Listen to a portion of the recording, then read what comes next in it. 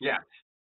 Um, so Wall Street didn't want me. I thought, my telecommunication background, I worked at three telecoms. I had an engineering degree from Alabama, a good experience, that they would hire me on the research desk, calling telco, right? There's a sector called telecommunication and technology, is like one of those those those sectors, right?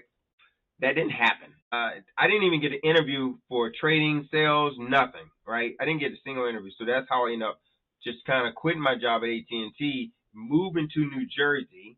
It was very unfamiliar. It was Northeast. It was very cold. Not even like Detroit. It was like very different. Housing was not as nice, but it was more expensive. And I was like, oh, that was a mistake. I felt like I had made a mistake. And I wasn't even working full time. I was working a contract. So healthcare was a little shady. I had babies. It was really questionable. And I'm thinking, man, it's like when you start making bad decisions, you start compounding bad decisions, Mm. right? So I was trying to compensate for my what I deemed a mistake in going the part-time MBA route at Wayne State by fixing it by now getting this big glamorous job and doing all these things and correcting it, right? So I compounded it by moving to Jersey and Okay. taking a contract, Okay. but it worked out. Okay. I actually remember Mike Jones. The rapper? Yeah, what did he say? 213. See what the Mm-hmm. you know whoever the son back then. You didn't know me. Now I'm hot. You all on me. That's right. Mike Exactly Jones. what happened to me. Well, I did the contract at Merrill Lynch. Okay. It was a 6 month contract. I just did what I had been doing in engineering. I did some code. I wrote some code. Blah blah blah. Worked on, and then boom, I put Merrill Lynch on my resume and was like, back then they didn't know me. Now I'm hot. I literally had every bank on Wall Street. And, we got a job for you. We got a job for you. We have a job for you. We have a job for you. 6 months That's all later. it took. That's all it took. Well, everything happens the way it's supposed to then, right? Yours may So have taken a little longer than you wanted it to, but it worked out. yeah.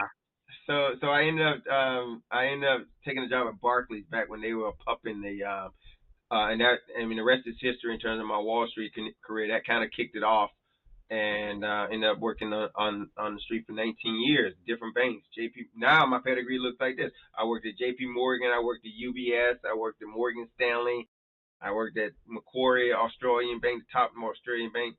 Now that's the way my resume reads. You know, it wasn't preordained. It was like grind and grit. Yeah. Uh, and Well, each Wall one of Street is those, very competitive though, right? It's like a yeah, and it's even more competitive when you wanted the 1.5% or three right. percent, whatever they say we are now. Yeah. I Yeah. never saw a person that looked like me in any of those rooms.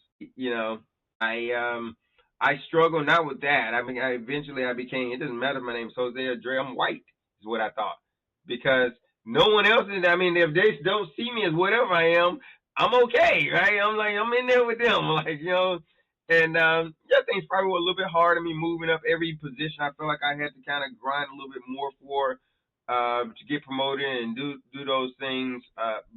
But I did good work, and I ultimately got to a level where I felt very satisfied with that career.